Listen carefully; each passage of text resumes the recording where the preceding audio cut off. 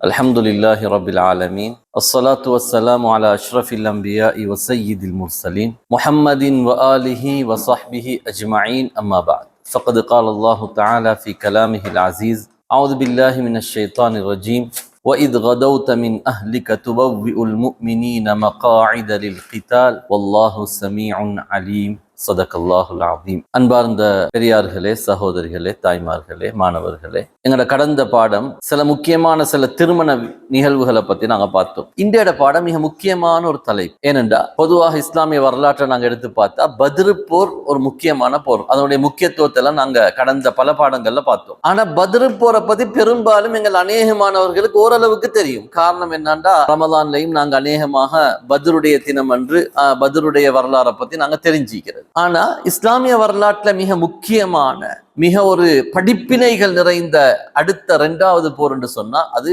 Uhud போர் தான். அன்பார்ந்தவர்களே, அப்ப இஸ்லாமிய வரலாற்றுல நாங்க கட்டாயம் தெரிய வேண்டிய ஒரு முக்கியமான போரும், நிறைய படிப்பினைகள் நிறைந்த போரும், அதே மாதிரி கவலை நிறைந்த ஒரு போருமாகத்தான் இந்த உஹது போர் இருக்கிறது. அதனால கட்டாயமாக இந்த பாடம் உஹதுடைய 1வது பகுதி, இன்ஷா அல்லாஹ் உஹதுடைய 2வது பகுதி தான் மிக உக்கிரமமான அந்த பயங்கரமான போருடைய நிலவரங்களை பத்தி பேசக்கூடிய 2வது பகுதி. இன்ஷா அல்லாஹ் அதுலயும் கட்டாயமாக கலந்து கொள்ளுங்க. அல்லாஹு தஆலா ரஹ்மத் செய்வான். அன்பார்ந்தவர்களே, அப்ப இந்த இஸ்லாமிய வரலாற்றுடைய 2வது முக்கியம் வாய்ந்த ஒரு போர் தான் இந்த உஹது போர். பொதுவாக நாங்க உஹத் என்று சொல்லுவோம். ஆனா அதனுடைய சரியான மொழிச்சல் உஹத் அல்ல, உஹுத். உஹுத் யுத்தம் என்றுதான் சொல்றது. பொதுவாக எங்கட புழக்கத்துல பாவனையில நாங்க உஹத் என்ற வார்த்தை பாவிக்கிறது. ஆனா சரியான மொழிச்சல் உஹுத் யுத்தம் என்பதுதான் சரியான மொழிச்சல். அப்ப இந்த உஹத் யுத்தத்துக்கான பிரதானமான காரணம் என்ன என்று பார்த்தா எங்களுக்கு தெரியும், குறைஷியர்களுக்கு மிக ஒரு இக்கட்டான நிலைமை ஏற்பட்டு இருந்துச்சு. காரணம், அவங்களோட பாதைகள் எல்லாமே முடக்கப்பட்டாச்சு. ஷாம் தான் அவங்களோட பிரதான வியாபார அந்த நிலையம். அங்கிருந்து தான் சாமான்களை கொள்வனவு செஞ்சு கொண்டு வருவாங்க. ஆனா அந்த பாதை முடக்கப்பட்டு இப்ப ஷாமுக்கு போகலாம். ஏண்டா வளமையான ரோட், அச்சுறுத்தல் நிறைந்த பாதை, அதுதான் பத்ரு போருக்கே காரணமாக அமைஞ்சிச்சு. சரி, இன்னொரு பாதையை கண்டுபிடிச்சு அதுல போக முனைந்தால் அந்த பாதையையும் சஹாபாக்கள் கண்டுபிடிச்சிட்டாங்க. இனி அந்த பாதையாலையும் போகலாம். இப்ப இவங்களுக்கு பிரதான பிரச்சனையாக இருக்கிறது, மக்காவுடைய வியாபாரங்கள் தடைபட்டு விட்டது. வியாபாரம் தடைபட்ட என்ன ஆயிரும்? மக்காவுடைய முழு பொருளாதாரமும் வியாபாரத்தை நம்பின பொருளாதாரம். விவசாயம் இல்ல, மக்காவாசிகள்கிட்ட விவசாயம் இல்ல, மதீனாவாசிகள் விவசாயம். அப்ப மக்காவாசிகளுடைய பிரதான பொருளாதாரம் வியாபாரம். இப்ப வியாபாரம் என்ன செஞ்சுட்டு? வியாபாரம் தடைபெற்று இருக்குது. அவனோட பொருளாதாரங்கள் முடக்கப்பட்டிருக்குது. அடுத்த முக்கியமான அவங்களுக்கு இன்னொரு பிரச்சனை என்னாண்டா, ஏற்கனவே முஸ்லீம்களோட 2 கோத்திரங்கள் சண்டைக்கு வந்தாங்க. சுலைம் கோத்திரம், கத்தஃபான் கோத்திரம். இந்த 2 கோத்திரமும் தோத்துட்டு போனாங்க. இப்ப குறைஷியர்கள் மட்டுமல்ல தோத்தது, ஏனைய மக்கா மதீனாவை சுத்தரிக்கக்கூடிய பிரதான 2 கோத்திரங்கள் தான் கத்தஃபானும் சுலைமும், அவங்களும் தோத்திக்கிறாங்க. இந்த நிலைமை தொடர்ந்து நீடிச்சா முஸ்லீம்களுக்கு இந்த மொத்த ஜசீரத்துல் அரபிலையும் முஸ்லீம்களுடைய பெரிய அதிகாரம் கொண்டு வந்துடும், மதீனாவுக்கு பெரிய ஒரு அதிகாரம் வந்துடும். எனவே இந்த அதிகாரத்தை உடைச்சனும், பத்ரு போர்ல கிடைச்ச தோல்விக்கு முக்கியமாக பழி வாங்கணும், இழந்த இழப்புகளை மீட்டெடுக்கணும், குறிப்பாக அவங்களுடைய பிரயாண பாதைய திறக்கிறதுக்குரிய வழியை செய்யணும். இது எல்லாத்துக்கும் அவங்களுக்கு இருந்த ஒரே வழி என்னாண்டா, ஒரு பயங்கரமான போர் ஒன்றை தொடுக்கணும். ஒரு பயங்கரமான போரை மதீனாவை நோக்கி தொடுக்கணும். அந்த யுத்தத்தின் மூலமாக ஒட்டுமொத்த முஸ்லீம்களையும் அழிச்சொலிச்சு இல்லாமலாக்கி அவங்களோட அவ்வளவு பிரச்சனையையும் தீர்த்து கொள்ளணும். எனவே அவங்க ஒரு பெரிய ஒரு திட்டம் ஒன்றை தீட்ட வேண்டி இருந்துச்சு இந்த உஹது போருக்காக வேண்டி. முக்கியமாக இவங்க என்ன செய்யறாங்கன்னா, இந்த உஹது போருக்கான பெரிய ஒரு ஏற்பாட்டை செய்ய ஆரம்பிக்கிறாங்க. பத்ரு போர் மாதிரி திடீரென்று ரெடியாகி கொண்டு வரத்துக்கு அவங்க தயாராகல. பத்ரு போர் தெரியும், குறைஷியர்களுக்கு ஆபத்து என்று சொன்னோன்னு என்ன செஞ்சாங்க? திடீரென்று அந்த அம்ரல் கிஃபாரி போய் அஃபயக்குரல் கொடுத்தோன்னே உடனே அபூஜஹலுடைய தலைமையின் கீழால திடீரென்று 1000 பேர் தயாராகி கொண்டு வந்ததும் பத்ரு போர். அப்படி இல்லாம ஒரு சிறப்பான திட்டமிடலோட இந்த போரை கலங்காணணும் என்று சொல்லி முஷ்ரிக்குகள் ஒரு சரியான ஒரு திட்டத்தை தீட்டுறாங்க. இதுல முக்கியமா என்ன செய்யறாங்கன்னா, பண ரீதியான ஏற்பாடு, சிறப்பான ஒரு பொருளாதார பின்னணியோட இந்த போர்ல கலந்து கொள்ளணும். இதுக்கு என்ன செய்யறாங்கண்டா, இந்த எங்களுக்கு தெரியும் அபூ சுஃபியான் கொண்டு வந்த வியாபார பொருட்கள். பத்ர்ல அபூ சுஃபியான் ஒரு வியாபார கோத்திரத்தோட தானே தப்பி வந்தாரு. அபூ ஜஹல்ட படை போய் தானே பத்ருடைய அந்த போர் உண்டாகிச்சு. அப்ப அபூ சுஃபியானுடைய படை என்ன செஞ்சிச்சு? வியாபார கூட்டம் வந்து ஒட்டுமொத்த சொத்தையும் அவங்க பாதுகாப்பாக கொண்டு வந்து மக்களை வச்சுக்கிறாங்க. இப்ப பத்ர் நடந்து ஒரு வருடம் தாண்டிட்டு இது இந்த சம்பவம் நடக்கிறது ஹிஜ்ரத்துடைய 3வது வருஷம் ஷவ்வாலுடைய மாதம். ரமலான் முடிஞ்சு ஷவ்வாலுடைய மாதம். பத்ர் எப்ப நடந்த? ரமலான் மாதம். அப்ப பத்ருக்கும் இந்த போருக்கும் இடையில எத்தனை மாசம் இருக்குது? கிட்டத்தட்ட 13 மாதங்கள் இடைவெளி. இப்ப இந்த அபூ சுஃபியானுடைய அந்த வியாபார கூட்டத்துல கொண்டு வந்த சாமான்கள் அவங்க திறக்கவும் இல்லை. ஏண்டா அவங்களுக்கு கொண்டு திறக்கிற நிலைமை இல்லை. ஏண்டா பத்ர்ல பட்ட அடி ரணத்திலேருந்து இன்னும் அவங்க மீளல்ல. அதனால அதை தொடர்ந்து அவங்களோட வளமையான வாழ்க்கையை ஆரம்பிக்கிற நிலைமையில மக்காவுடைய முஷ்ரிக்கள் இல்ல. இப்ப அந்த சொத்தை அப்படியே வச்சிருந்தாங்க. அப்படியே துறக்காம அப்படியே அந்த சாமான்களை வச்சிருந்தாங்க.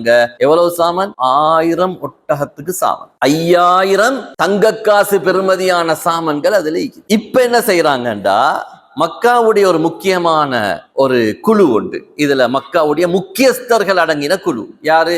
அஸ்வத் இப்னு முத்தலிப், ஜுபைர் இப்னு முத்இம், சஃப்வான் இப்னு உமையா, இக்ரிமா இப்னு அபி ஜஹல், ஹுவைத் இப்னு அப்துல் உஸ்ஸா, அப்துல்லாஹ் இப்னு அபி ரபியா, ஹாரிஸ் இப்னு ஹிஷாம். இப்படியான முக்கியஸ்தர்களுடைய ஒரு குழு ஒன்று என்ன செய்யறா, அபூ சுஃபியான சந்திக்கிறதுக்கு போறாங்க. இப்ப நாங்க விளங்கி கொள்ளணும், பழைய ஜெனரேஷன் பத்ர்ல முடிஞ்சு இப்ப புதிய ஒரு ஜெனரேஷன் தான் உருவாகிக்கிறாங்க. அதாவது வாப்பமார்கள் அப்பமார்கள் எல்லாம் இறந்து அடுத்த இப்ப மகன்மாருடைய காலம். இப்ப உமையாவுடைய காலம் முடிஞ்சு அவருடைய மகன் சஃப்வான் வந்திருக்கிறார். அபூஜஹலுடைய காலம் முடிஞ்சு அவருடைய மகன் இக்ரிமா வந்திருக்கிறாரு. அதே மாதிரி முக்கியஸ்தர்களுடைய அந்த மூத்தவர்களுடைய காலம் முடிஞ்சு அடுத்த ஜெனரேஷன் தான் வந்திருக்கிறாங்க. இப்ப அபூ சுஃபியான் தான் மக்காவுடைய முக்கிய தலைவராக கருதப்பட்டவர். எப்படி? அபூ ஜஹல் அபூ சுஃபியானுக்கு முன்னால பத்ருக்கு முன்னாலெல்லாம் ஸல்லல்லாஹு எதிர்க்கிறதுலயும் மக்காவுடைய ஒரு தீர்மானத்தை முடிவு செய்யறதும் யார்ட முக்கிய பங்கு இருந்துச்சு? அபூ ஜஹல் இருந்துச்சு. இப்ப மக்காவுடைய முக்கியஸ்தராக யார் மாறிக்கிறாருண்டா? அபூ சுஃபியான் மாறிக்கிறாரு. இப்ப இந்த முக்கியஸ்தர்களுடைய குழு யார சந்திக்க போற? அபூ சுஃபியான சந்திக்க போய் சொன்னாங்க அபூ சுஃபியான்ட்ட, அபூ சுஃபியான், நீ கொண்டு வந்த பொருட்கள் எல்லாம் அப்படியே இருக்குது, அதை யாரும் நாங்க தொடரல, நீ அதை அப்படியே வச்சிக்கிறாய், நாங்க இன்னும் அதை துறக்கல்ல.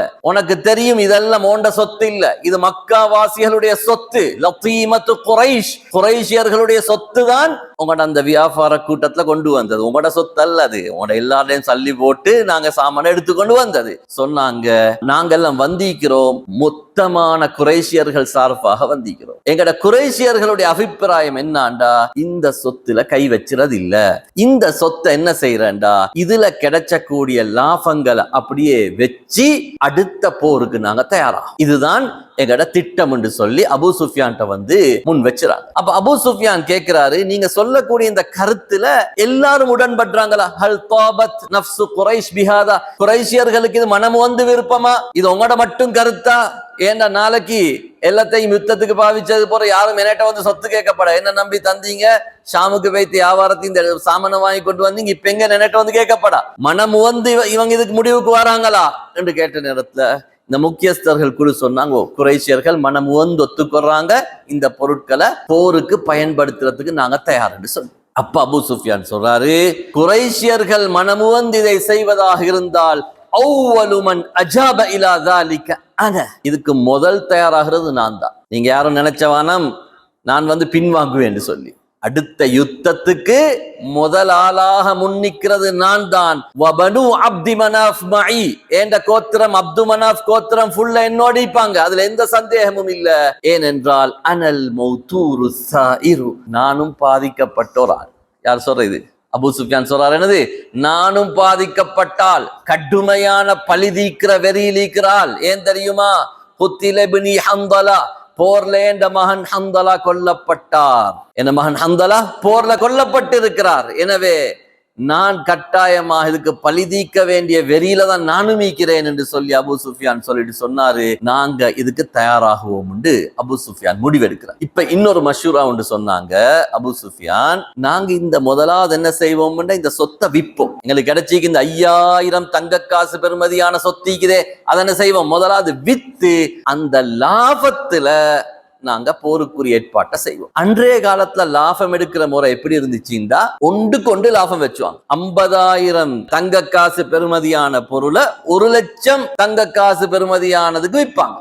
அப்ப ஒன்று கொண்டு 100 ரூபாய் பொருள் 200 ரூபாய்க்கு விற்கிறது அவங்களுடைய சாதாரண அளவு. அப்ப சொன்னாங்க, முதல்ல என்ன செய்வோம், தந்த முதல்ல சொந்தக்காரங்களுக்கு கொடுத்துருவோம், அதுல கிடைச்சிற அதே மாதிரியான லாபத்தை வச்சு நாங்க அடுத்த போற செய்வோம் என்று சொல்லி சொல்றாங்க. இப்ப பண ரீதியான ஏற்பாடு சரி, ஒரு பெரிய ஏற்பாடு, பண ரீதியான ஏற்பாடு குறைஷியர்களுக்கு சரி, யாரும் பணத்துக்கு கஷ்டப்பட வேண்டிய அவசியம் இல்ல, முழுமையான போருக்குரிய தயாரிப்பு, ஆயுதங்களுக்குரிய தயாரிப்பு, குதிரைகளுக்குரிய தயாரிப்போட களம் காண போறாங்க. அடுத்தது இரண்டாவது விஷயம், ஆள் வேணும், யுத்தத்துக்கு ஆள் வேணும். இதுக்கு என்ன செஞ்சாங்கண்டா, இதுக்கும் திட்டமிட்டாங்க, ஒரு நீண்ட திட்டமிடலை செஞ்சாங்க. அவங்க பார்த்தாங்க, குறைஷியர்களாகிய நாங்க மட்டும் இந்த போரை செய்யப்படும், எங்களை சுற்று வட்டாரத்தில் இருக்கிற கினானா, திஹாமா போன்ற கோத்திரங்களையும் இணைத்து கொண்டுதான் இந்த போருக்கு போகணும் என்று சொல்லி என்ன செஞ்சாங்கண்டா, ஏனைய அரபியர்களையும் இந்த போர்ல இணைச்சாங்க. நாங்க பார்த்தோம் ஸல்லல்லாஹு அலைஹி வஸல்லம் அவங்களுக்கும் ஏனைய அரபியர்களுக்கும் நடந்த சின்ன சின்ன போர்களை பார்த்தோம். அந்த எல்லாரையும் குறைஷியர்களுடைய தலைமையின் கீழால் இணைச்சிற வேலையை இந்த அபூ சுஃபியான் செஞ்சார். ஏனென்றா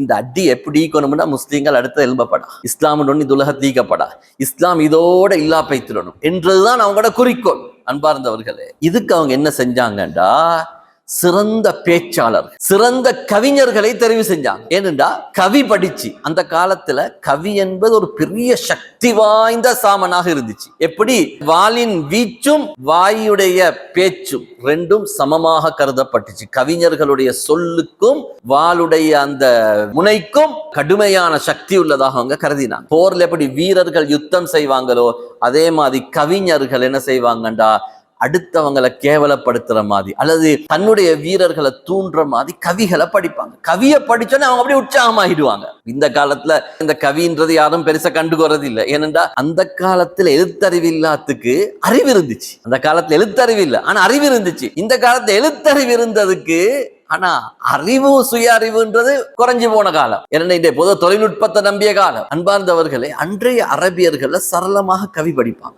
இந்த காலத்தை நாங்க ஒரு கவி படிச்சா என்ன செய்யணும், அந்த கவியை திருப்பி விளங்கப்படுத்தணும். கவிக்கு விளக்கமும் சொன்னாதான் ஆட்களுக்கு கவிதை விளங்கும். அன்றைய அரபியர்கள் அப்படி இல்லை, சரளமாக கவி படிப்பாங்க. கவி படிச்சு அவங்களுக்கு விளங்கும். அவங்களுக்கு எழுத்தறிவு இல்லாததுக்கு மொழி அறிவு இருந்துச்சு, சரளமான மொழி அறிவு இருந்துச்சு.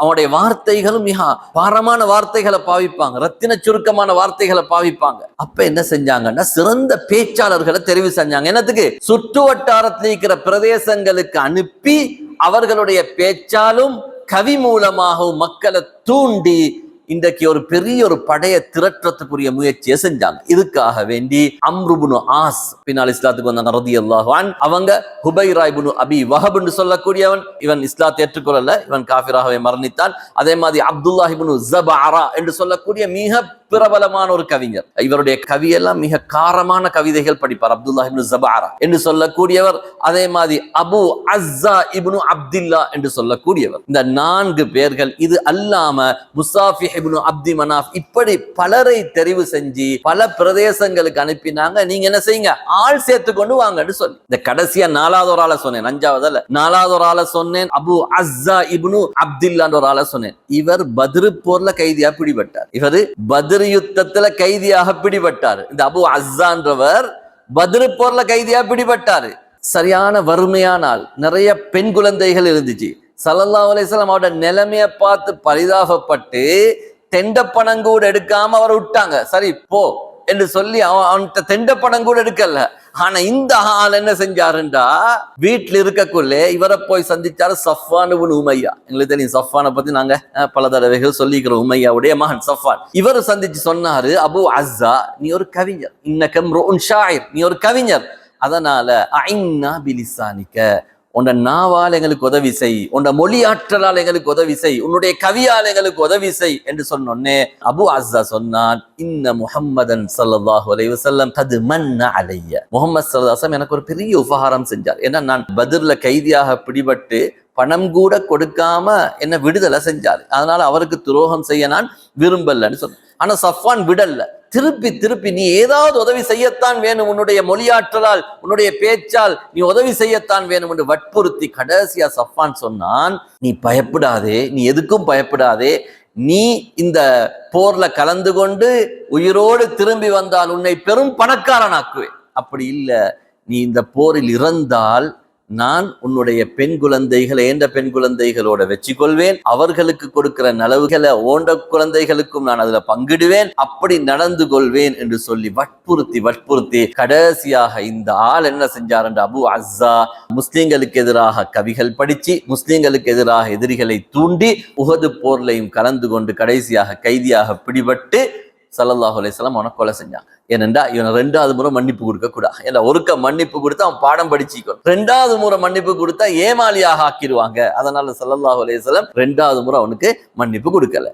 அதே மாதிரி அன்பார்ந்தவர்களே, முசாஃபிஹ் இப்னு அப்தி மனாஃப் என்று சொல்லக்கூடியவன் அனுப்பினாங்க. கினானா கோத்திரத்துக்கு போய்த்து அங்குள்ள மக்களை நீங்க போருக்காக தூண்டி தயார்படுத்திட்டு வாங்க என்று சொல்லி இப்படியாக பலரையும் எங்கெங்கிருந்து ஆட்களை சேர்க்கணுமோ அவ்வளவு ஆட்களை சேர்த்தாங்க. எந்த அளவுக்கு ஆள் சேர்த்தாங்கண்டா, மதீனால இருந்து ஒரு குரூப் கொண்டு போய் அங்க போய் சேர்ந்தான். எங்க மதீனால இருக்கக்கூடிய ஒரு குழு, முனாஃபிக்களுடைய ஒரு குழு உஹது யுத்தத்தில் அடுத்த தரப்புக்கு போய்த்து சேர்ந்தாங்க. அபு ஆமிர் என்று சொல்லக்கூடிய ஒருவன் மிக கெட்ட மனிதன். இவன் பேரோட சேர்த்து சொல்ற வார்த்தை என்ன தெரியுமா?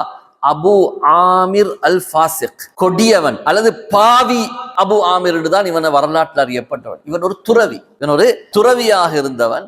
இவன் அவுஸ் கோத்திரத்துடைய ஒரு முக்கிய ஆள், ஒரு மூத்தாள். அவுஸ் கோத்திரம், நாங்க 2 கோத்திரத்தை பத்தி சொல்லிக்கிறோம், மதீனால ஹஸ்ரஜ் அவுஸ் சொல்லி. அவுஸ் கோத்திரத்துடைய ஒரு முக்கியமான மூத்த மனுஷன் தான் இந்த ஆள். இவன் என்னாண்டா, நபி ஸல்லல்லாஹு அலைஹி வஸல்லம் மதீனாவுக்கு வந்தோன்னு இவருக்கு ஸல்லல்லாஹு அலைஹி வஸல்லம் அவங்கள மக்கள் மதிக்கிறாங்க, கௌரவிக்கிறாங்கன்றதெல்லாம் இவருக்கு பிடிக்கல. அதனால என்ன செஞ்சாருண்டா, இவரோட ஒரு குழு ஒன்றை வச்சுக்கொண்டு இவர் என்ன செஞ்சார், அந்த குழு எடுத்துக்கொண்டு எங்க போனாருண்டா, மக்காவுக்கு போய்த்து குறைஷியர்களோட போய்த்து சேர்ந்தார். அது என்ன ஆச்சரியம்டா, சுபஹானல்லாஹ். இவட மகன் இருந்தார், இவட மகன் சஹாபி ஹன்தலா ரலியல்லாஹு. இவட மகன் சஹாபி. அவருடைய சுவாரஸ்யமான சம்பவம் நாங்க இன்ஷா அல்லாஹ் பார்ப்போம். வாப்பக்கு பட்ட பேர் என்ன தெரியுமா? கொடியவன் அபு ஆமிர். மகனுக்கு பட்ட பேர் என்ன தெரியுமா? ஹன்தலா கஸீலுல் மலாயிகா, மலக்குமார்களால் குளிப்பாட்டப்பட்ட ஹன்தலா. வாப்பா கொடிய முனாஃபிக், மகன் மலக்குகளால் குளிப்பாட்டப்பட்டோம். இன்ஷா அல்லாஹ் நாங்க உஹதுடைய கடைசி பகுதியில் இன்ஷா அல்லாஹ் ஹன்தலா ரலியல்லாஹு அன்ஹு அவங்களை தனியாக பார்ப்போம் இன்ஷா அல்லாஹ். அப்ப இப்படி அந்த அளவுக்கு படைகளை திரட்டினது மட்டுமல்ல, எவ்வளவுக்கு முஸ்லீம்களை தாக்குறதுக்கு திட்டமிடலும் அவ்வளவு திட்டமிட்டாங்க. எந்த அளவுக்கு பிளேன் பண்ணாங்கடா பாருங்க அன்பார்ந்தவர்களே. வஹ்ஷி இப்னு ஹர்ப், வஹ்ஷி என்று சொல்லக்கூடிய ஒரு கருத்த ஒரு நீக்ரோ, ஒரு அடிமை, வஹ்ஷி என்று சொல்லக்கூடியவர். இவர் யாருடைய அடிமைண்டா, நான் ஏற்கனவே பாடங்கள்ல காட்டிக்கிறேன், ஜுபைர் இப்னு முத்இமுடைய அடிமை, ஜுபைருடைய அடிமை. இப்ப ஜுபைர் போய் இந்த வஹ்ஷிட்ட சொல்றாரு, வஹ்ஷி உனக்கு ஒரு பொறுப்பு தாரேன். என்ன பொறுப்பு தெரியுமா? இந்த போர்ல நீ ஹம்சா ரதியை கொலை செய்தால் உன்னை உரிமை விட்டு விடு. போர்ல அவருக்கு கொடுத்த பொறுப்பு என்ன பாருங்க.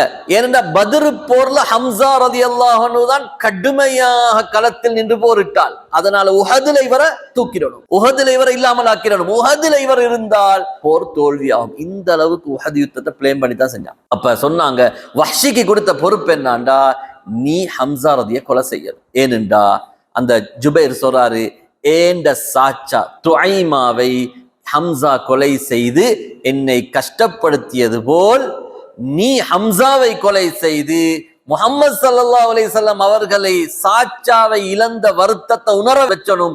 இதுதான் உனக்கு பொறுப்புன்னு சொல்லி வஹ்ஷிக்கு அந்த பொறுப்பை கொடுக்கிறான். அன்பார்ந்தவர்களே, ஹம்சா ரதியோட இன்னொரு ஆளுக்கு கடுமையான கோபம் இருந்துச்சு. அது யாரு? ஹிந்த் பின்த் உத்பா, உத்பாவுடைய மகள் ஹிந்து.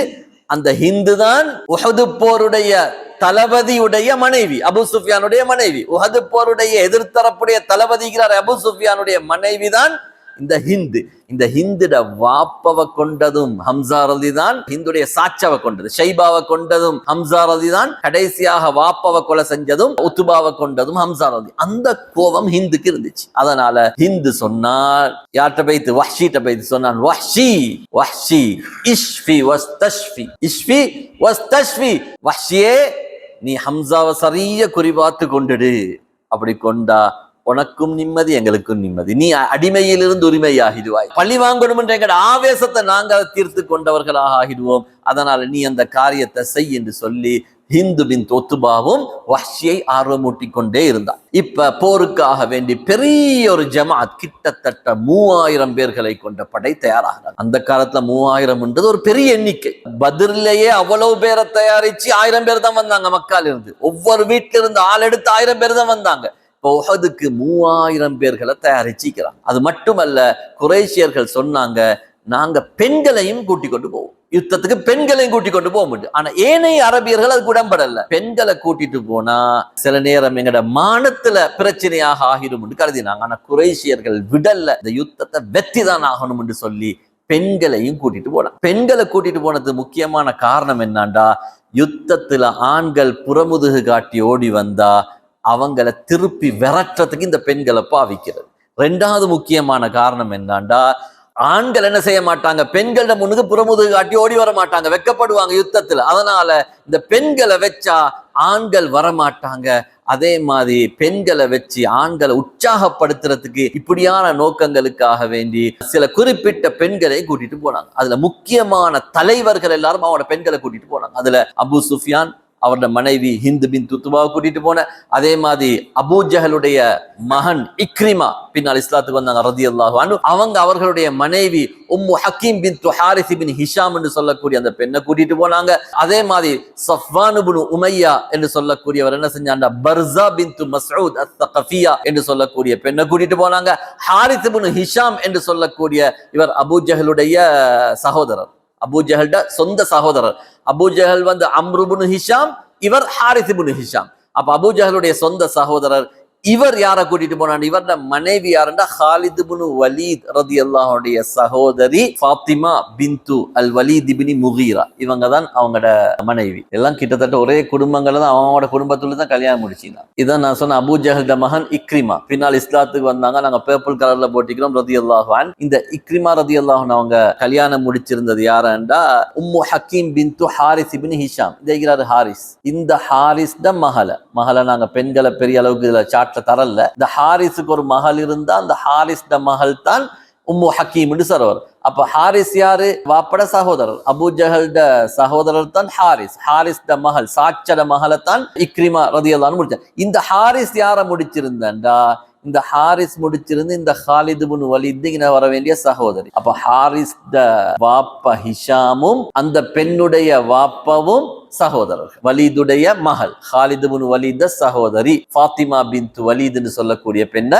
திருமணம் முடிச்சிருந்தாங்க. அதே மாதிரி அம்ரு இப்னு ஆஸ் ரலியல்லாஹு அன்ஹு, அவங்க பின்னால் இஸ்லாத்துக்கு வந்தவங்க. அம்ரு இப்னு ஆஸ் ரலியல்லாஹு அன்ஹு இவங்க திருமணம் முடிச்சிருந்தாங்க யாரண்டா, முனப்பி இப்னு ஹஜ்ஜாஜுடைய மகளாகிய ரீத்தா. இதைகிறாரு முனப்பி, இதைகிறார் நுபை முனப்பி. இந்த முனப்பியுடைய எல்லாம் ஒரே கோத்திரம் தான் பாருங்க, சஹம் கோத்திரத்தை தான் கல்யாணம் முடிச்சிருந்தாங்க. அம்ரு இப்னு ஆஸ் இதைகிறாரு. அம்ரு இப்னு ஆஸ் கல்யாணம் முடிச்சிருந்த இந்த முனப்பியுடைய மகளை தான் திருமணம் முடிச்சிருந்தாங்க. அதே மாதிரி முக்கியமான ஒரு ஆள் தான் இந்த போர்ல தல்ஹா இப்னு அபி தல்ஹா. நாங்க வலமையா சொல்ற தல்ஹா ரலியல்லாஹு அன்ஹு ஒரு ஆள் இருக்கிறார். இவர் அல்ல, இவர் சொர்க்கத்துக்கு நன்மாராயம் சொல்லப்பட்ட சஹாபி.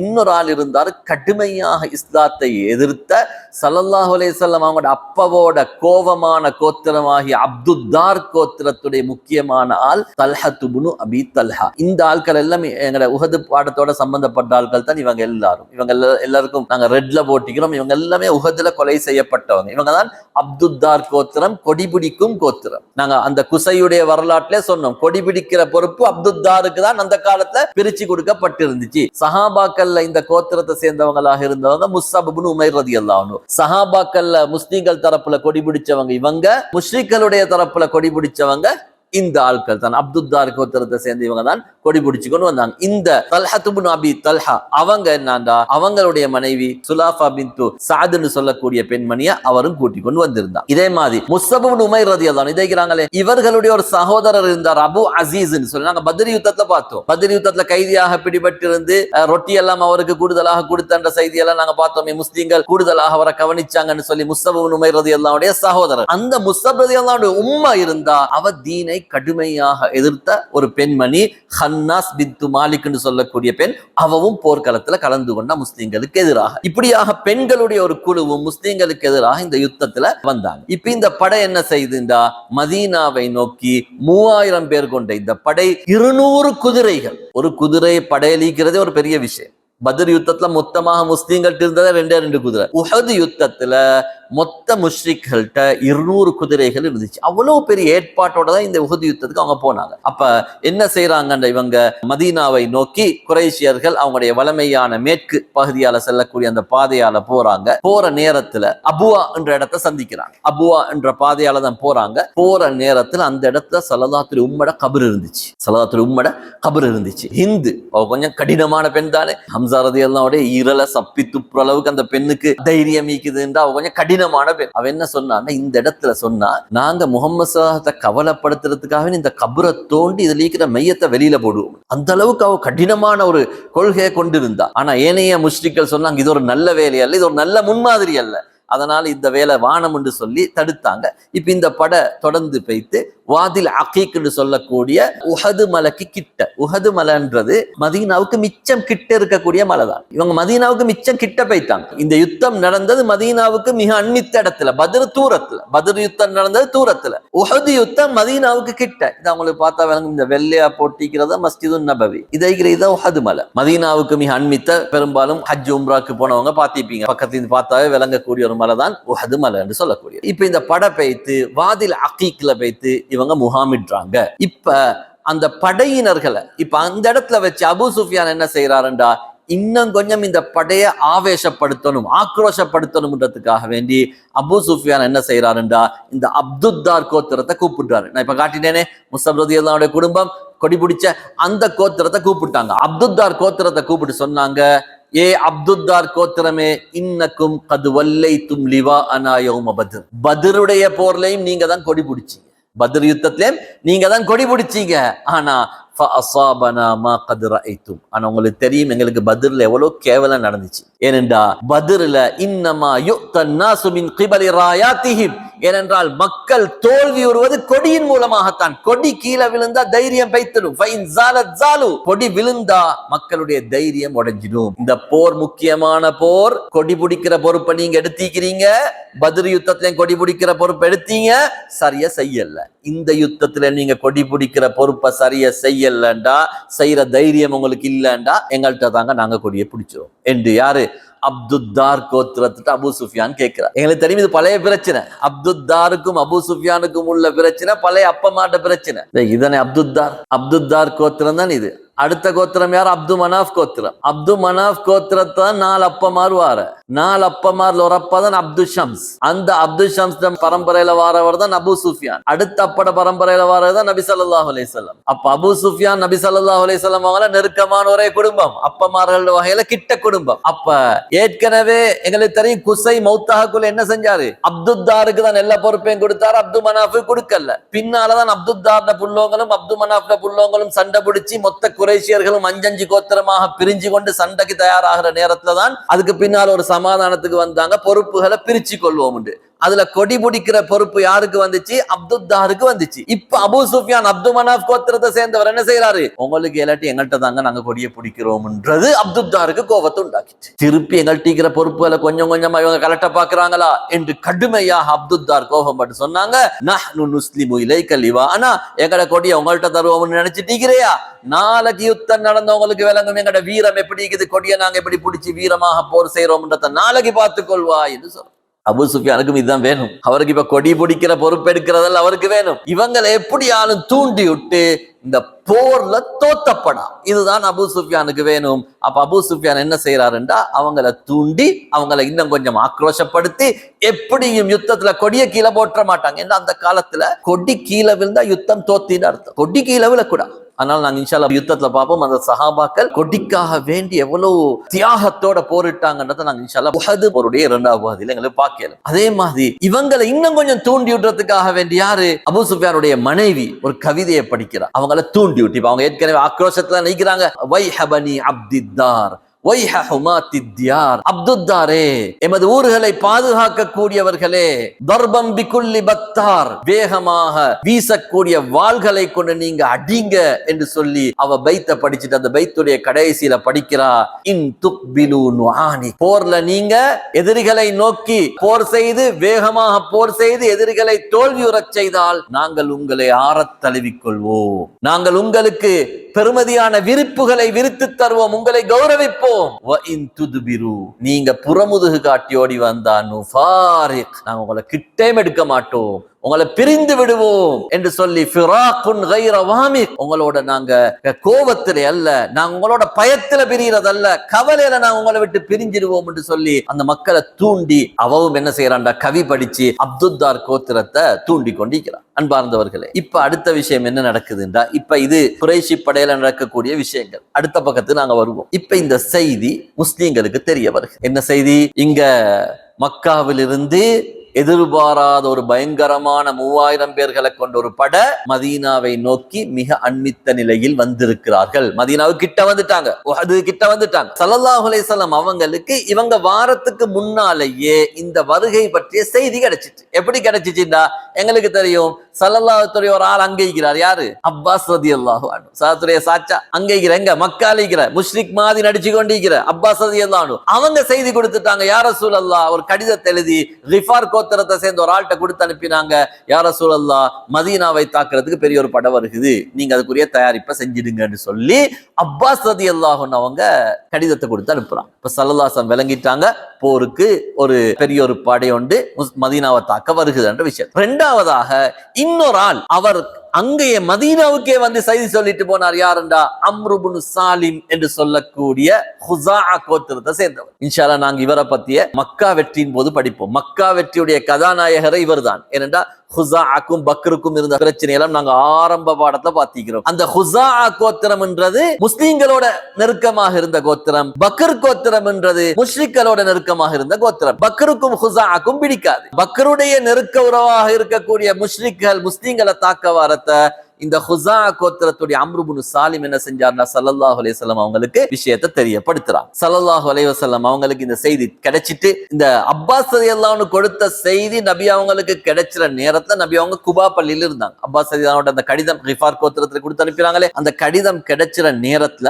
நபி ஸல்லல்லாஹு அலைஹி வஸல்லம் குபா பள்ளியில இருந்தாங்க. குபா பள்ளியில அந்த கடிதம் வந்துச்சு. உபய் இப்னு கஅப் ரலியல்லாஹு அன்ஹு கொடுத்தாங்க, இந்த கடிதத்தை வாசி காட்டுங்கன்னு. உபய் இப்னு கஅப் ரலியல்லாஹு அன்ஹு வாசிட்டாங்க. யா ரசூலல்லாஹ், இதுதான் செய்தி, மதீனாவை தாக்க பெரும் படை வருகுது என்று அப்பாஸ் ரலியல்லாஹு அன்ஹு எழுதி அனுப்பிக்கிறாங்க. ஸல்லல்லாஹு சொன்னாங்க, இந்த செய்தி யார்ட்டையும் சொல்லவாங்க. திடீர்னு செய்தியை சொன்னா மக்கள் எல்லாம் பிரச்சனை பட்டுக் கொள்வாங்க, தடமாறிடுவாங்க, சிக்கலாகிடுவாங்க, மன ரீதியா உள ரீதியா உடைஞ்சு வைத்துடுவாங்க. அதனால சொன்னாங்க, செய்தி யாருக்கும் சொல்லவானம் என்று சொல்லிட்டு ஸல்லல்லாஹு அலைஹி வஸல்லம் அப்படியே வந்து சாத் இப்னு ரபி என்று சொல்லக்கூடிய நபித்தோழர்ட்ட வந்தாங்க. வந்து சொன்னாங்க, அவங்கள்ட்ட சொன்னாங்க, இப்படி ஒரு பிரச்சனை இருக்குது, எங்களை தாக்குறதுக்கு மக்கால இருந்து ஒரு பெரும் படை வருகுது. சாத் இப்னு ரபி ரலியல்லாஹு அன்ஹு, சுப்ஹானல்லாஹ், அவங்க சொன்னாங்க ஒரு வார்த்தை தான், யா ரசூலல்லாஹ், இன்னி லஅர்ஜு அய்யகுன ஃபீ ذلك خير, யா ரசூலல்லாஹ், நான் நினைச்சேன் இதுல ஒரு கைர் இருக்கும்னு நினைச்சேன்னு சொன்னாங்க. சாத் இப்னு ரபி ரலியல்லாஹு அன்ஹு சம்பவத்தை நாங்க இன்ஷா அல்லாஹ் கடைசில பார்ப்போம். உஹதுல ஷஹீதானவங்க சக்கராத்துடைய நேரத்திலையும் உம்மத்துடைய கவலையில உம்மத்துக்கு ஒரு முக்கியமான மெசேஜை சொல்லிட்டு மௌத்தான சஹாபி தான் இந்த சாத் இப்னு ரபி ரலியல்லாஹு அன்ஹு. கட்டாயமா அந்த சாத் ரலியல்லாஹுடைய மெசேஜை நாங்க எல்லாரும் தெரிஞ்சுப்போம், இன்ஷா அல்லாஹ் அதை அறிவோம். ஸல்லல்லாஹு அலைஹி வஸல்லம் அவங்க கூட இவரை பத்தி விசாரிச்சுட்டு வாங்கன்னு அனுப்பினாங்க. அவ்வளவுக்கு நபி அவர்களோட மஹப்பத்தாக அன்பாக இருந்த ஒரு சஹாபி தான் சாத் இப்னு ரபி ரலியல்லாஹு அன்ஹு. உஹதுல ஷஹீதாக்கப்பட்டாங்க. உஹது யுத்தம் நடக்கணும் என்று விரும்பின அநேகமான சஹாபாக்கள் ஷஹீதாக்கப்பட்டாங்க. உஹது யுத்தம் நடக்கணும் என்று மஷூரா சொன்ன சஹாபாக்கள், விரும்பின சஹாபாக்கள், அதுக்காக வேண்டி முன்னுக்கு வந்த நிறைய சஹாபாக்கள் ஷஹீதாக்கப்பட்டாங்க. இப்ப ஸல்லல்லாஹு அலைஹி வஸல்லம் இந்த செய்தி உண்மையா என்று பார்க்கிறதுக்காக வேண்டி ரெண்டு நபித்தோழர்கள், அனஸ் இப்னு ஃபதாலா, முஅன்னஸ் இப்னு ஃபதாலா, ரெண்டு சகோதரர்கள், ரெண்டு பேரை அனுப்பினாங்க. நீங்க போய்த்து இந்த உஹதுடைய அந்த மலை அடிவாரத்துக்கு கீழால வாதில் அகீக்ல முஷ்ரிக்களுடைய படை பாளையம் அடிச்சிக்கிறாங்க, முகாமிட்டிக்கிறாங்க, போய்த்து பார்த்து உறுதி செஞ்சுட்டு வாங்க. போனாங்க. அவங்க ரெண்டு பேரும் பார்த்தாங்க, யா ரசூலல்லாஹ், செய்தி உண்மைதான். என்னது?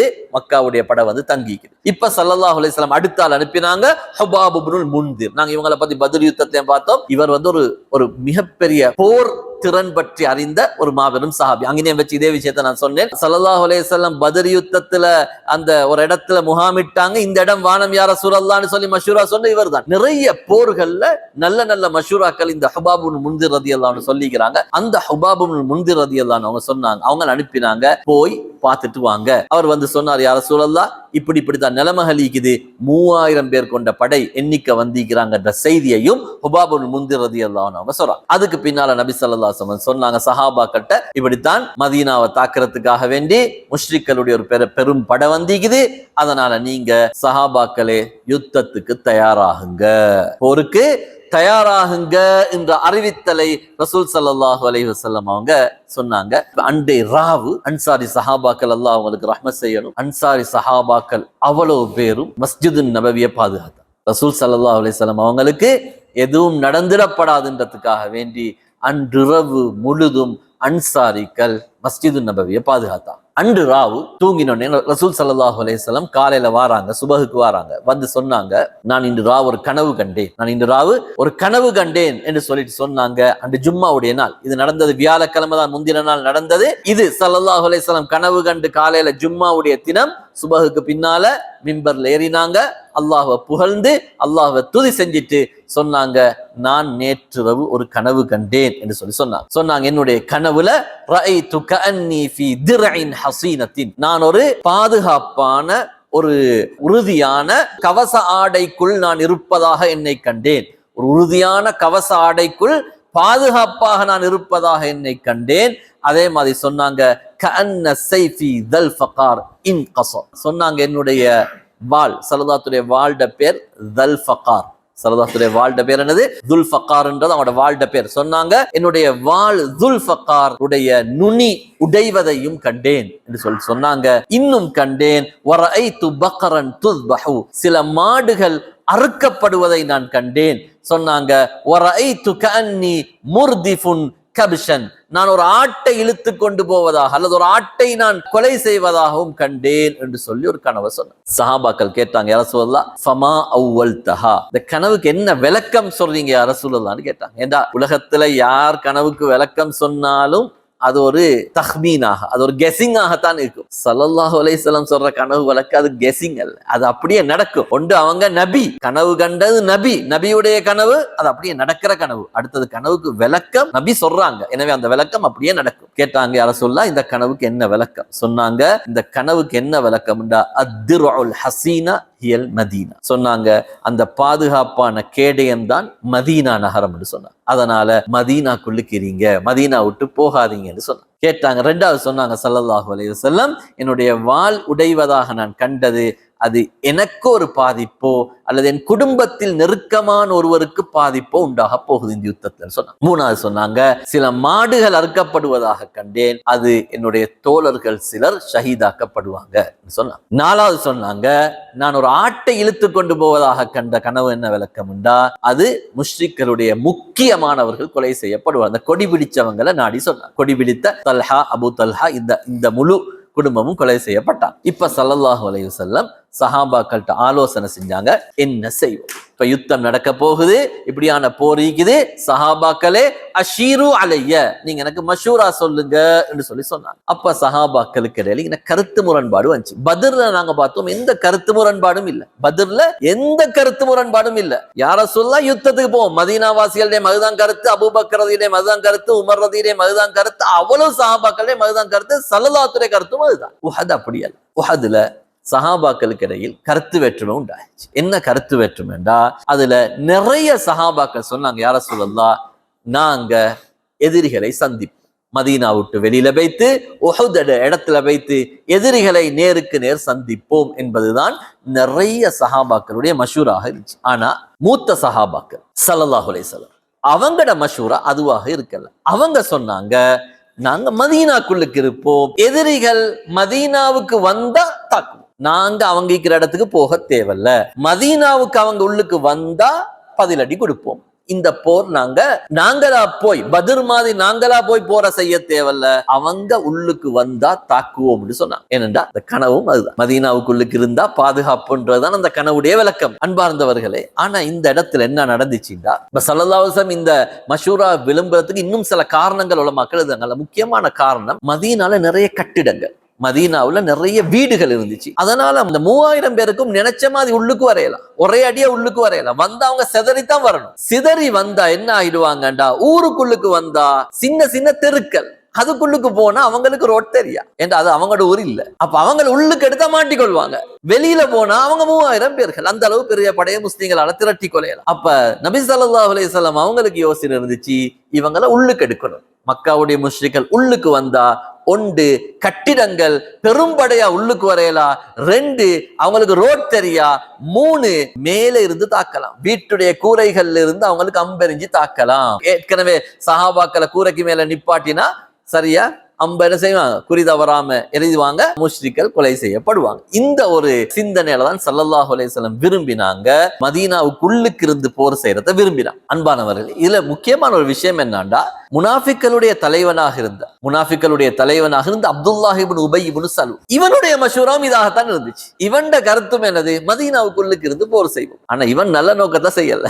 சஹாபாக்களுடைய நோக்கம் நல்ல நோக்கம், மூத்த சஹாபாக்களுடைய நோக்கம் நல்ல நோக்கம். இவன்ட நோக்கம் என்னாண்டா, ஊருக்குள்ளுக்கு யுத்தம் செஞ்சா எதிரிகள் வந்தா எங்களுக்கு வீட்டுக்குள்ளுக்கு வைத்திடலாம், ஊருக்குள்ளுக்கு யுத்தம் செஞ்சா எதிரிகள் வந்தோன்னு எங்களுக்கு என்ன செஞ்சிடலாம், வீட்டுக்குள்ளுக்கு வைத்திடலாம், யாருக்கும் விளங்காது, நாங்க முனாஃபிக்ன்றது யாருக்கும் தெரிய வராது என்று சொல்லி அப்துல்லாஹ் இப்னு உபை விரும்பினார், அவனோட இருக்கிறார்கள் விரும்பினார். ஆனா இந்த இடத்துல இளம் சஹாபாக்கள், அதிலும் குறிப்பா பத்ர் யுத்தத்துக்கு கலந்து கொள்றதுக்கு சந்தர்ப்பம் கிடைக்காத சஹாபாக்கள், இவங்க கடுமையான கவலையில் இருந்தாங்க. என்ன கவலை, எங்களுக்கு இஸ்லாத்துடைய முதல் போர் பத்ர்ல கலந்து கொள்ற பாக்கியம் கிடைச்சல, அதனால இந்த போரை மிஸ் பண்ணப்பட, அதனால இந்த யுத்தம் நடந்துதான் ஆகணும். நாங்க மதீனாவுக்குள்ளுக்கு இருந்தா சில நேரம் என்ன நடக்கும், முஸ்லிம்கள் பார்ப்பாங்க, உஹதுல தங்கி பார்ப்பாங்க, முஸ்லிம்கள் வரல, நாங்களும் திரும்பி போகணும், திரும்பி பைத்திடுவாங்க. அப்படி நடந்தால் போர் நடக்காமல் போய்விடும், எங்களுக்கு இந்த பாக்கியம் இல்லா பைத்திடும். அதனால இந்த யுத்தம் நடந்துதான் ஆகணும், அதுக்கு நாங்க தான் போகணும். எப்படி சரி யுத்தத்தை நடக்க வச்சணும்ன்றதுக்காக வேண்டி ஷஹாதத்துடைய ஆசையில அந்த சஹாபாக்கள், இளம் சஹாபாக்கள் விரும்பினாங்க, யா ரசூலல்லாஹ் நாங்க என்ன செய்வோம், பைத்து யுத்தம் செய்வோம் விரும்பினாங்க. இதுல குறிப்பாக ஹம்ஸா ரலியல்லாஹு, மாலிக் இப்னு சினான் ரலியல்லாஹு அன்ஹு, நுஅமான் இப்னு மாலிக் ரலியல்லாஹு அன்ஹு, இது போன்ற முக்கியமான சஹாபாக்கள், நான் சொன்ன 3 பேருமே ஷஹீதாக்கப்பட்டாங்க. இது போன்ற முக்கியமான சஹாபாக்கள் மிச்சம் வற்புறுத்தி சொன்னாங்க, யா ரசூலல்லாஹ் நாங்க யுத்தத்துக்கு போவோம். ஏன் தெரியுமா, நாங்க போகாம மதீனாவுக்குள்ளுக்கு இருந்தா அவங்க நினைச்சுவாங்க நாங்க பயந்து வரலன்னு நினைச்சுவாங்க, நாங்க கோழைகள் என்று நினைச்சுவாங்க, அதனால அவங்க இன்னும் எங்கள் மீது தைரியம் கொள்வாங்க, யா ரசூலல்லாஹ் அதனால நாங்க பைத்து யுத்தம் செய்வோம் என்ற அந்த கருத்தை தான் அவங்க மிகவும் வற்புறுத்தினாங்க. இன்னும் சில சஹாபாக்கள் சொன்னாங்க, யா ரசூலல்லாஹ் இப்படியான ஒரு நாளுக்கு தான் நாங்க தவிச்சு கொண்டிருந்தோம், யா ரசூலல்லாஹ் இந்த நாள் இது பத்ர்ல பாருங்களே யா ரசூலல்லாஹ், பத்ர்ல நாங்க கொஞ்சம் பேராக இருந்து அல்லாஹ் எங்களை வெற்றியை தந்தான், நாங்க பயப்பட தேவையில்ல, நாங்க போம்ன்ற கருத்தை சஹாபாக்கள் வலியுறுத்தி சொன்னாங்க. அதுல ஹம்ஸா ரலியல்லாஹு அன்ஹு அவங்க சொன்னாங்க, வல்லதி அன்ஸல் அலைக்கல் கிதாப், உங்களுக்கு இந்த குர்ஆனை இறக்கிய அல்லாஹ் மீது சத்தியமாக, நாங்க வெளியில போய்த்து யுத்தம் செய்யற முடிவை நீங்க எடுக்காட்டி, லா அத்அமுல் யௌம தஆமன், இன்றைக்கு நான் இனி சாப்பிட மாட்டேன், எந்த ஒரு சாப்பாட்டையும் வாயில வச்ச மாட்டேன். நோம்போடு தான் இருந்தாங்க ஹம்ஸா ரலியல்லாஹு அன்ஹு. அவங்க சொன்னாங்க, நான் இந்த சாப்பாட்டையும் வாயில வச்ச மாட்டேன், ஹத்தா உஜாலிதஹும் பிஸைஃபி ஹாலிஜம் மினல் மதீனா, மதீனாவுக்கு வெளியில போய் அவர்களோடு போர் செய்யாத வரையில் எந்த சாப்பாட்டையும் வாயில வச்ச மாட்டேன். ஹம்ஸா ரலி கொஞ்சம் உரிமையாவும் பேசலுமே, சாச்சா சகோதரர் எல்லா உறவும் இருக்குது ஸல்லல்லாஹு அலைஹி வஸல்லம். அப்ப இப்படி சில சஹாபாக்கள் மிகவும் வற்புறுத்தி சொல்ல ஆரம்பிச்சாங்க. அதுக்கு பின்னால அன்று ஜும்மாவுடைய நாள், ஸல்லல்லாஹு அலைஹி வஸல்லம் ஜும்மாவுடைய தொழுகையை தொழுவிச்சாங்க. தொழுவிச்சிட்டு சஹாபாக்களுக்கு ஜிஹாத பத்தியும் யுத்தம் செய்யறத பத்தியும், யுத்தத்துல ஆவேசமாக, யுத்தத்துல நீங்க தைரியமாக யுத்தம் செய்யுங்கன்ற விஷயத்தையும் சொல்லிட்டு சொன்னாங்க, உங்களுக்கு வெற்றி இருக்குது நீங்க பொறுமையாக இருந்தால், உங்களுக்கு வெற்றி இருக்குது பொறுமையாக இருந்தால், இந்த வார்த்தையை சொன்னார். அன்பார்ந்தவர்கள், இந்த இடத்துலதான் முட்டின, இந்த இடத்துலதான் உஹது யுத்தத்துடைய வெற்றி தோல்வியாக மாறினது. கொஞ்சம் பொறுக்க கிடைச்சல், அதாவது சில சஹாபாக்களுக்கு பொறுமை இல்லைன்றதல்ல, அவங்க கொஞ்சம் அந்த விஷயத்தை வேற மாதிரி விளங்கி கொண்டாங்க. அதனால ஸல்லல்லாஹு அலைஹி வஸல்லம் அந்த வார்த்தையில அவங்க அந்த சொன்னாங்க, ஸல்லல்லாஹு பொறுமையாக இருந்து அவங்களுக்கு வெற்றிக்குன்னு சொன்னாங்க. இப்ப ரசூல் ஸல்லல்லாஹு அலைஹி வஸல்லம் அன்றைக்கு அசரையும் தொழுவிச்சாங்க.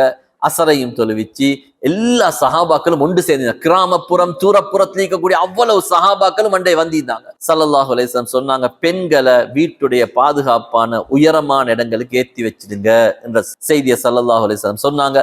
அதுக்கு பின்னால வீட்டுக்குள்ளுக்கு போனாங்க. அவங்களோட அபூபக்கர் ரதி, உமர் ரலியல்லாஹு அன்ஹுமா 2 பேருமே போனாங்க. அவங்க போயிட்டு ஸல்லல்லாஹு அலைஹி வஸல்லம் அவங்களுக்கு 2 சஹாபாக்கள், அபூபக்கர் ரதி, உமர் ரதி 2 பேரும் சேர்ந்து ஸல்லல்லாஹு அலைஹி வஸல்லம் அவங்களுக்கு ஆடை அணிவிச்சு தலைப்பாக கட்டிவிட்டு யுத்த ஆடையை அணிவிச்சாங்க. அதுக்கு பின்னால இப்படி ஸல்லல்லாஹு அலைஹி வஸல்லம் வீட்டுள்ள கீக்கிறாங்க.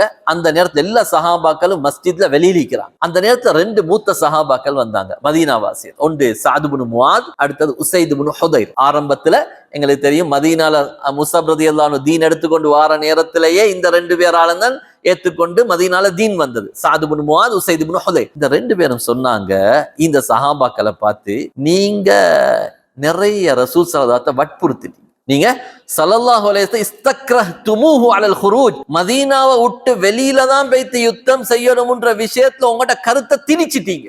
யாரை பார்த்து சொன்னாங்க? சஹாபாக்களை பார்த்து சொன்னாங்க. சொன்னாங்க இவங்க நபி, இவங்க யார் தெரியுமா? இவங்க நபி, இவங்களுக்கு வானத்திலிருந்து வஹி வருகிறது, அல்லாஹ்ட முடிவைத்தான் அவங்க சொல்லுவாங்க. நீங்க வற்புறுத்தி என்ன செஞ்சுக்கிறீங்க? மதீனா விட்டு வெளியே போறதுக்கு நிர்பந்திச்சிட்டீங்க. நபி அவங்க என்ன நினைச்சுறாங்களோ, என்ன கருதுறாங்களோ, அதுல ஹைரீக்கும், அதை செய்ய விடுங்க என்ற கருத்தை சொன்னாங்க. அதுக்கு பின்னால ஸல்லல்லாஹு அலைஹி வஸல்லம் முழுமையான யுத்த ஆடைகளை அணிந்து கொண்டு ஸல்லல்லாஹு அலைஹி வஸல்லம் வெளியில வந்தாங்க. வீட்டுக்கு போனவங்க கவசம் அணிஞ்சி, தலைப்பாகை கட்டி, உரை வாளை அப்படியே இடுப்போட சேர்த்து வாளுடைய பட்டியை கட்டி, முழுமையான ஒரு போர் வீரராக ஸல்லல்லாஹு அலைஹி வஸல்லம் வீட்டை விட்டு வெளியில வந்தாங்க. அப்ப சஹாபாக்கள் சந்திச்சு சொன்னாங்க, யா ரசூலல்லாஹ், மா கான லனா அன் நுகாலிஃபக், உங்களுக்கு மாற்றம் செய்வது எங்களுக்கு அழகில்லை, உங்களுக்கு மாற்றம் செய்யறது எங்களுக்கு அழகில்லை. நீங்க ஒரு மஷூரா சொல்லிட்டீங்க. என்ன மஷூரா? மதீனாவுக்குள்ளுக்கு போம், நாங்க வற்புறுத்தி உங்களை வெளியே போக வச்சுட்டோம் என்று சொன்னாங்க. யா ரசூலல்லாஹ், ஃபஸ்னா மா பதாலக், உங்களுக்கு எது சரியப்படுதோ அதை செய்யுங்க. ஸல்லல்லாஹு அலைஹி சொன்னாங்க, தஅவுதுக்கும் இலா ஹாதல் ஹதீஸ், இதைத்தான் நான் உங்கள்ட்ட அப்ப சொன்னேன், இதைத்தான் நான் உங்கள்ட்ட அந்த நேரத்துல இதைத்தான் சொன்னேன், என் பேச்சை கேளுங்கண்டு. ஆனா நீங்க கேட்கல. சஹாபாக்கள் பேச்சை கேட்கலன்னா நபி அவங்களுக்கு மாற்றம் செஞ்சாங்கன்னு அர்த்தம் அல்ல. அவங்களுக்கு எப்படியாவது இந்த யுத்தத்துல கலந்து கொள்ளணும்ன்ற ஆவேசத்துல, அந்த விருப்பத்துடைய அந்த உச்ச நிலையில தான் அவங்க அந்த வார்த்தையை சொன்னாங்க. வலா யம்பகி லிநபிய்யின் இதா லபிஸ லஅமதஹு அய்யதஅஹா ஹத்தா யஹ்கும் அல்லாஹு பைனஹு வ பைன அதாய். சொன்னாங்க, ஒரு நபி போர் ஆயுதம் தரித்து விட்டால் அல்லாஹ்வுடைய தீர்ப்பு வராமல் அவராக அந்த போர் ஆயுதத்தை கலட்ட முடியாது. அது நபிமாருக்குரிய சட்டம். யுத்தத்துக்கு போருக்கு ரெடி ஆகிட்டா அல்லாஹ்வுடைய அடுத்த ஆர்டர் வராம அவங்களுக்கு அதை கலட்டலாம். இப்ப அணிஞ்சிட்டேன், வெளியில போவோம். இப்ப நீங்க பொறுமையாக இருந்து வீரத்தோடு போர் செய்யுங்க. இப்ப அந்த பழையசையை யோசிக்க வானம் என்ற பாடத்தை ஸல்லல்லாஹு அலைஹி வஸல்லம் அவங்க சொல்லி கொடுத்தாங்க. அன்பார்ந்தவர்களே, முஸ்னத் அஹ்மத்ல வரக்கூடிய ரிவாயத் என்னண்டா, ஸல்லல்லாஹு அலைஹி வஸல்லம் இதே ஹதீஸ முஸ்னத் அஹ்மத்ல அழகாக வருகிறது. சொல்றாங்க, ஸல்லல்லாஹு அலைஹி வஸல்லம் சொன்னாங்க, நாங்க மதீனால இருந்து போர் செய்வோமே, ஆரம்பத்துல நாங்க மதீனால இருந்து போர் செய்வோமே என்று சொன்ன நேரத்தை சொன்னாங்க, யா ரசூலல்லாஹ், எதிரிகளை எப்படி எங்கட ஊருக்கு வர வச்சிர யா ரசூலல்லாஹ். ஜாஹிலியா, அன்சாரிகள் சொன்னாங்க, நாங்க ஜாஹிலியா காலத்திலேயே மக்காவுடைய எங்கட எதிரிகளை நாங்க உள்ளுக்கு அனுமதிக்கல. ஜாஹிலியா காலத்திலேயே எங்கட எதிரிகள் எங்கட ஊருக்கு வந்தது இல்ல. இஸ்லாத்தோட இருக்கக்குள்ள அவனுக்கு நாங்க வருடுவோமா யா ரசூலல்லாஹ் என்ற கருத்தை சஹாபாக்கள் சொன்ன. அப்படின்னா நீங்க விரும்பினத்தை செஞ்சுக்கோங்க என்று சொல்லி ஸல்லல்லாஹு அலைஹி வஸல்லம் சொன்னாங்க. அதுக்கு பின்னால ஸல்லல்லாஹு அலைஹி வஸல்லம் அந்த கவச ஆடைகளை அணிந்து கொண்டு வந்தாங்க. அந்த நேரத்தில் இந்த வார்த்தையை சொன்னாங்க, ஒரு நபி அந்த கவச ஆடைகளை அணிந்து விட்டால் அதை கலட்ட முடியாது என்ற கருத்தை சொன்னாங்க. அதுக்கு பின்னால ஸல்லல்லாஹு அலைஹி வஸல்லம் அவங்களோட படை எடுத்துட்டு போறாங்க. படை அணிவகுப்பு நடந்துச்சு. அதுக்கு பின்னால படையுடைய கொடிகள், ஏனைய விஷயங்கள், பொறுப்புகள் போடப்பட்டுச்சு. அதே மாதிரி முஷ்ரிக்களுடைய படையிலையும் பொறுப்புகள் போடப்பட்டு 2 படைகளும் களம் கண்டது. அதனுடைய விவரங்கள் இன்ஷா அல்லாஹ் நாங்க அடுத்த பாடத்துல பார்ப்போம்.